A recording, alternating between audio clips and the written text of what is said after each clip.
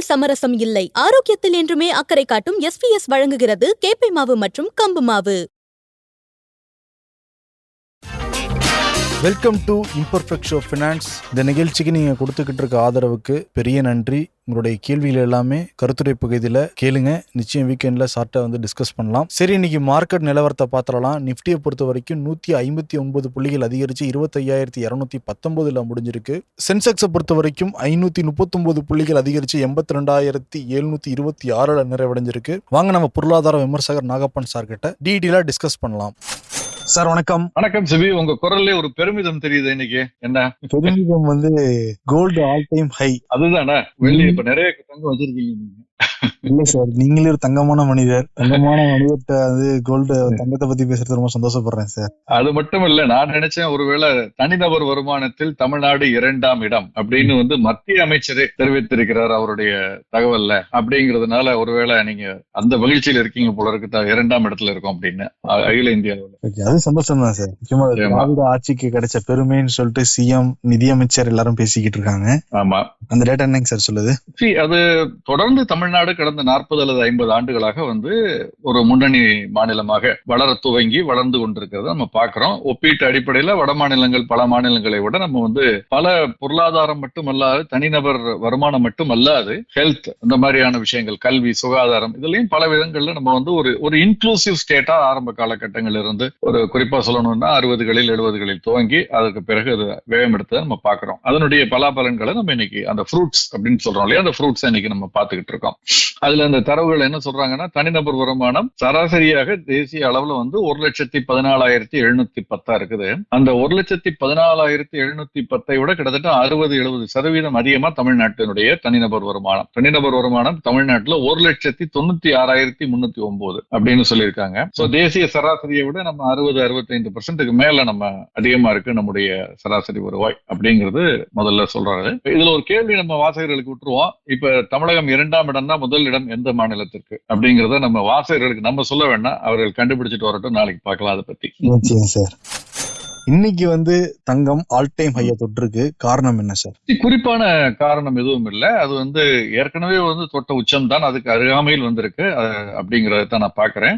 ஒரு சிக்னிபிகண்டா அதை தாண்டி தங்கத்தினுடைய விலை அதிகரிச்சிருக்கிறதா சொல்ல முடியாது. 3,423 அமெரிக்க டாலர்கள் அப்படிங்கிற அளவுல இருக்கு தங்கத்தினுடைய விலை. இது ஒரு சில நாட்களுக்கு முன்பு, ஐ திங்க் ஒரு சம்டைம் அரவுண்ட் ஒரு ஏப்ரல் மாதம் இந்த ஒரு 3,400 தாண்டியது. அதற்கு பிறகு அது மீண்டும் ஒரு முறை அது இறக்கத்துல 3,375 எல்லாம் வந்துச்சு. அந்த லெவல்ல இருந்து அது 3,075, 80, 3,150 மே மாசம் வந்தது. ஒரே மாசத்துல அந்த 150 இருந்து மீண்டும் 3,400 தாண்டியது ஜூன் 13ஆம் தேதி. அதற்கு பிறகு இறங்கி 3,325 போனது. சோ இப்படி ஏற்ற இறக்கத்துல இருக்குது. மீண்டும் இப்பொழுது எழும்பி இருக்கிறது. ஆனால் முன்பு இல்லாத ஒரு உச்சம், ஒரு டாலர்கள் ஒரு 10-15 டாலர் அதிகரிச்சிருக்கு, அவ்வளவுதான். இது இன்னும் சிக்னிபிகண்டா தாண்டி நாளைக்கு நாளை மறுநாள் நின்னுச்சுன்னா தென் எப்படி நம்ம 3,100 தாண்டிய பொழுது ஒரு நியூ டெரிட்டரிக்கு போகுதுன்னு சொன்ன 3,000 தாண்டிய பொழுது, அது மாதிரி இந்த 3,500, 450 தாண்டி டெசிசிவா நின்னுச்சுன்னா புது டெரிட்டரிக்கு போகும். அதனால இப்போதைக்கு ஏற்கனவே இருந்த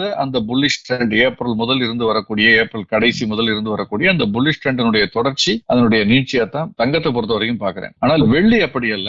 வெள்ளி 39,500 டாலர் கிட்ட இருக்குது. அது இதற்கு முன்பு தொட்ட உச்சம்ங்கிறது மார்ச் மாதம் ஒரு 37 டாலர். அதற்கு முன்பு அதே மாதிரி அக்டோபர் மாதம் ஒரு 37 டாலரை தொட்டதை பார்க்க முடியுது. 35 டாலரை தொட்டது. அக்டோபர் மாதம் 35 டாலர். அதே மாதிரி மார்ச் மாதமும் 35 டாலருக்குள்ள தான் இருந்தது. ஆனால் இப்ப அந்த ஏப்ரல் எல்லாம் இறங்குனுச்சு. ஆக்சுவலா ஏப்ரல் மாதம் பாத்தீங்கன்னா 34 போனுச்சு. அதுல இருந்து இப்ப 39ங்கிறது 34 to 39 அப்படின்னு பார்க்கும் பொழுது கிட்டத்தட்ட ஒரு 5.5 டாலர், 6 டாலர், அதாவது ஒரு 15% ஏறி இருக்கு இந்த ஓரிரு மாதங்கள்ல. வெள்ளி தொடர்ந்து நம்ம பேசிட்டு வர்றோம். அந்த புதிய பேட்டரி, அந்த டெக்னாலஜி காரணமாக வெள்ளியினுடைய தேவை கணிசமாக அதிகரிக்கும். ஒரு பேட்டரிக்கு 5 கிராம் இன்னைக்கு இருக்கக்கூடியது ஒரு 25,000 டன் ப்ரொடியூஸ் பண்றதா சொல்றாங்க ஒரு ஆண்டுக்கு. அதுல 60-62% ஃபுல் ஃபிளெஜ்டு ப்ரொடக்ஷன்ல இந்த பேட்டரி ப்ரொடக்ஷன் போனுச்சுன்னா, இந்த வெள்ளியின் அடிப்படையிலான பேட்டரி ப்ரொடக்ஷன் போனுச்சுன்னா அதுக்கு ஒரு ஆண்டுகள் இருக்கு. அப்ப அதுல 60-65% இந்த பேட்டரி தேவைகளை பூர்த்தி செய்வதற்கே வெள்ளியினுடைய தேவை போயிடும்னு சொல்லப்படுறதுனாலதான் இந்த ஒரு அதிவேக வளர்ச்சி இருக்குது. இது எவ்வளவு தூரத்திற்கு நடைமுறையில் நடக்கும் எல்லோரும், ஏன்னா இன்னைக்கு எடுத்துக்கிட்டீங்கன்னா சைனா நாங்க நிறைய ஆயில் ட்ரில் பண்ண போறோம்னு சொல்றாங்க. எண்ணெய் விலையை கணிசமாக அது குறைக்கும். ஏன்னா அமெரிக்காவை நம்பி இருக்கக்கூடிய முடியாது, அமெரிக்காவை நம்பி இருக்க முடியாது. நாங்க வந்து ஈவி எலக்ட்ரிசிட்டி தேவைப்படுது, பேட்டரி அப்படிங்கறது ஒரு பக்கம் இருந்தாலும் அதுக்குள்ள ரேர் எர்த் மேக்னெட் ஈவிக்கு சம்பந்தப்பட்டதெல்லாம் சைனாவிடம் கையில் இருந்தாலும் பெட்ரோலிய பொருட்கள் உற்பத்தியையும் நாங்கள் அதிகரிக்க போகிறோம்னு சொல்லியிருக்காங்க. சோ அதெல்லாம் வரும் பொழுது பேட்டரிக்கான தேவை வந்து இவங்க சொல்ற எஸ்டிமேட் படி உத்தேசப்படி அதிகரிக்குமா அதிகரிக்கலையாங்கிறது நிறைய இப்ஸ் அண்ட் பட்ஸ் இருக்கு. பட் இன்னைக்கு தேதிக்கு இந்த செய்தியின் காரணமாகத்தான் இந்த புல்லிஷ்னஸ் வந்து தொடர்ந்து போன ஏப்ரல்ல இதை முதல்ல வெளிவந்தது தகவல். பிறகு வந்து அது கொஞ்சம் மட்டுப்பட்டது, அவ்வளவு இல்லைன்னு சொல்லிட்டு திரும்ப இப்ப அந்த ஸ்டோரி கொண்டு வந்திருக்காங்க. MCXல இன்னைக்கு 3.4% ஏறி இருக்கு. 1,16,500 தாண்டி இருக்கிறது. இதுவுமே ஒரு சமீப காலங்களில் ஒரு புதிய உச்சத்தை மீண்டும் தொட்டிருக்கிறத பாக்குறோம் வெள்ளியினுடைய விலை. பட் கோல்டு சில்வர் ஏறி இருக்கிறத வர கச்சாயினுடைய விலை குறைஞ்சிருக்கா, 5,600 கிட்ட இருக்குது MCX அந்த ஆகஸ்ட் மாத கான்ட்ராக்ட். இன்டர்நேஷனல் மார்க்கெட்லயுமே வந்து $65 கீழே தான் ட்ரேட் ஆகிட்டு இருக்கு. கிட்டத்தட்ட 3/4% வீழ்ச்சியை இறக்கத்தை சந்தித்திருக்கு. வீழ்ச்சின்னு சொல்ல முடியாது, இறக்கத்தை சந்தித்திருக்கிறது. $64.25 கிட்ட ட்ரேட் ஆகிட்டு இருக்கு குரூட பொறுத்த வரைக்கும். கமாடிட்டி பார்த்தோம் நம்ம மார்க்கெட் சார் ஒரு பெரிய ஏற்றம் இதை சொல்லலாமா?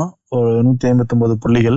இது வந்து திரும்ப நான் வந்து ஒரு அன்றாட ஏற்ற இறக்கத்தின் ஒரு அங்கமா தான் பாக்குறேன். 22,200 ரெஜி ஏற்கனவே சொன்னாரு பேசும்பொழுது, இந்த வார துவக்கத்துல பேசும்பொழுது சொன்னாரு 25,200 கிட்ட ஒரு ரெசிஸ்டன்ஸ் இருக்கும். இப்ப கிட்டத்தட்ட அந்த 25,219 எடுத்துக்கிட்ட ரெசிஸ்டன்ஸ் இருக்கு. அதான் நான் பாக்குறேன். இந்த ரெசிஸ்டன்ஸை நாளைக்கு டெசிசிவா கிராஸ் பண்ணா நம்ம அடுத்த புல்லிஷ் ட்ரெண்ட் திரும்ப மீண்டும் 25,600 அப்படிங்கிற 500 அல்லது 600ங்கிற அளவுக்கு அதை நோக்கி போவதற்கான வாய்ப்புகள் வரக்கூடிய நாட்களில் அதிகம். மீண்டும் நாளைக்கு ஒரு 50 புள்ளிகளோ 100 புள்ளிகளோ இறங்கினால் வழக்கமான அந்த ஒரு பக்கவாட்டு நகர்தலின் அறிகுறியாத்தான் நான் பாக்குறேன். எனக்கு தெரிஞ்ச வரைக்கும் இது பக்கவாட்டு நகர்தலுக்கான அறிகுறிகள் தான். இந்த ஜப்பானிய அந்த ஒப்பந்தம் டாரிஃப் கொஞ்சம் பாசிட்டிவா இருந்ததன் காரணமாக இன்னைக்கு ஒரு ஏற்றம் இருந்தது. அட்வான்ஸ் டிக்ளைன் பாத்தீங்கன்னா கிட்டத்தட்ட 1:1 1,500 அட்வான்ஸ், 1,462 டிக்ளைன். 52 வீக் ஹை வந்து லோவை விட 2.5 மடங்கு இருக்கு. அதே மாதிரி அப்பர் சர்க்கியூட் ஹிட் பண்ணது லோயர் சர்க்கியூட்டை விட 1.5 மடங்கு அதிகமா இருந்தாலுமே டிக்ளைன் அட்வான்ஸ் டிக்ளைன்ல பெரிய சேஞ்சஸ் இல்ல. அப்பர் சர்க்கியூட் லோயர் சர்க்கியூட்லயும் சிக்னிபிகண்டான சேஞ்ச் கிடையாது. So according to me it is the sideways market continuous. Because sector எடுத்து பார்த்தாலும் நிப்டி 50, நிப்டி 100, 200, 500 பிராடர் இண்டெக்ஸ் எடுத்து பார்த்தாலும்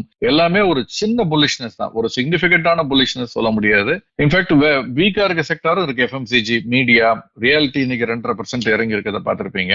அது மீனா வந்து லோடா, பிரிகேட், பிரஸ்டீஜ், ஓபராய் இதெல்லாம் கிட்டத்தட்ட லோடா மட்டும் இன்னைக்கு ஒரு 7.5% இறங்கி இருந்தது. பிரிகேட் ஒரு 3%, பிரஸ்டீஜ் 2.25%. ரியாலிட்டியும் மீடியாவும் அது ஒரு சிக்னிபிகண்டா நம்ம கணக்குல எடுத்துக்க முடியாதுன்னு நினைக்கிறேன். இந்த 2 செக்டார்லயுமே அதனுடைய வெயிட்டேஜா இருக்கட்டும், அந்த மார்க்கெட் கேப்பா இருக்கட்டும், இதெல்லாம் வந்து ஒரு சிக்னிபிகண்டான ஒரு மூவ்மெண்ட்டை உருவாக்கக்கூடியதான ஒரு செக்டாரா நான் பார்க்கல. அதனால இது ரெண்டையும் நம்ம பெரிய அளவுல கணக்குல எடுத்துக்க வேண்டாம். சின்ன பர்ச்சேஸ் சேல்ஸ் கூட இந்த ஏற்ற இறக்கங்களை உண்டாக்கும். முதல்ல கம்பெனியோட Q1 ரிசல்ட்ஸ் தொடர்ந்து பார்த்துக்கிட்டு இருக்கோம் சார். இன்ஃபோசிஸ் உடைய ரிசல்ட் வந்திருக்கு.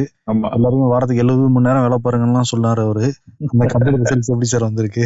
என்ன கேட்டா 70 மணி நேரம் வேலை பார்க்கணும், அதே 50 கோடி சம்பளம் கொடுத்தா பார்க்கலாம். சொல்லாமலே பார்ப்பாங்க மக்கள்.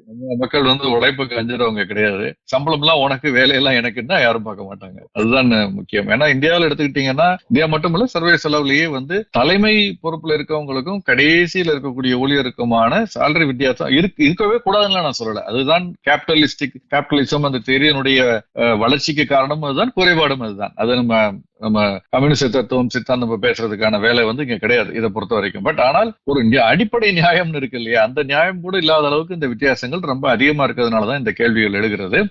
சோ இன்ஃபோசிஸை பொறுத்த வரைக்கும் முதலாம் காலாண்டு நிகர லாபம் 8.25% அதிகரிச்சிருக்கு, 6,921 கோடி ரூபாய். இது வந்து சந்தை முடிவடைந்த பிறகு 3:30 மணிக்கு பிறகு. ஆனால் போஸ்ட் க்ளோசிங்னு சொல்லுவோம், அந்த 3:40 4 மணி வரைக்கும் ஒரு போஸ்ட் க்ளோசிங் மார்க்கெட் இருக்கும். அந்த காலகட்டத்தில் வெளியான பொழுது இன்ஃபோசிஸ்ல கொஞ்சம் பையிங் இருந்தது என்னால பார்க்க முடிந்தது. அதனால ஒண்ணு என்ன புரிகிறதுன்னா, சந்தை வந்து இந்த ரிசல்ட்டை கொஞ்சம் பாசிட்டிவா பாக்குறதா தான் நான் எடுத்துக்கிறேன். பட் ரெவென்யூ growth பாத்தீங்கன்னா வந்து கைடன்ஸ் எல்லாம் வந்து ரொம்ப பிரமாதம் இல்ல. 1% 3% இருக்கும்னு சொல்லியிருக்காங்க.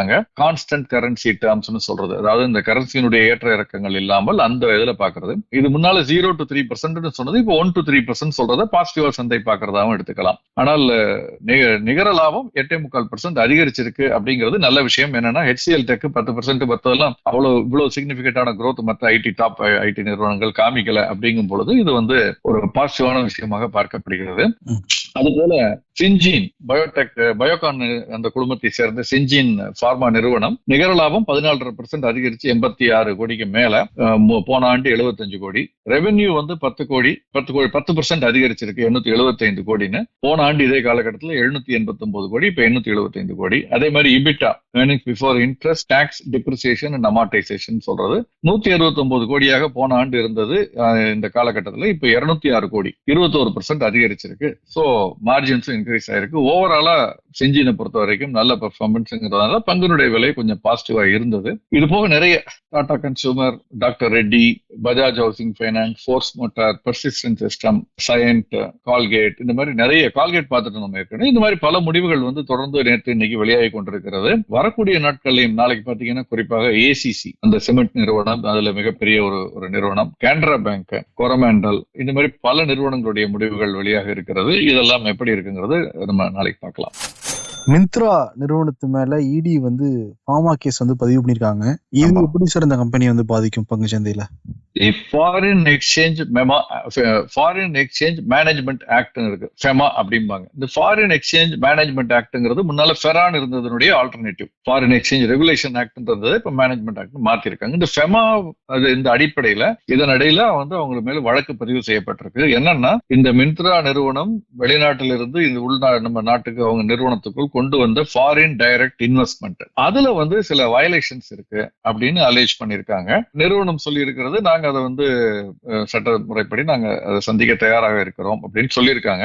எனவே இது வந்து பங்குச்சந்தையில் பட்டியலிடப்படாத நிறுவனம், அதனால இப்போதைக்கு அதை பத்தி நம்ம முதலீட்டாளர்களை பொறுத்தவரை பெரிய இது இல்லை. பட் அதே சமயத்துல இதே மாதிரி இன்னொரு விஷயம், டாக்ஸ் இஷ்யூ, இதே மாதிரி இல்ல, டாக்ஸ் இஷ்யூல ஹுண்டாய் நிறுவனம், ஹுண்டாய் மோட்டார் இன்றைய பங்குச்சந்தையில் ஞாபகம் இருக்கு உங்களுக்கு, பங்கு வெளியீடு வந்தது, புதிய பங்கு வெளியீடு வந்தது, பங்கு விற்பனை, அதற்கு பிறகு பட்டியலிடப்பட்டு வெளியிடப்பட்ட விலையை விட குறைவாக போனது, இப்பதான் அதிகரிச்சிருக்கிறத பாக்குறோம். இந்த நிறுவனத்தின் மீது 517 கோடி ரூபாய்க்கு ஜிஎஸ்டி கேட்டு, அது பெனால்ட்டியோட சேர்த்து கேட்டிருக்காங்க. நீங்க ஷார்ட் பேமெண்ட் பண்ணிருக்கீங்க, ஒரு பர்டிகுலர் எஸ்யூவி மாடல் மீது நீங்கள் கட்டிய அந்த வரி குறைவாக இருக்கிறது, அதை நீங்க கட்டணும். அது வந்து 258 கோடி ரூபாய் டிமாண்ட், அதை ஜிஎஸ்டி காம்பன்சேஷன் சொல்றாங்க. அதுக்கு மேல பெனால்ட்டி வந்து 258.67 கோடி. சோ ஒட்டுமொத்தமாக 517 கோடிக்கு கேட்டிருக்காங்க.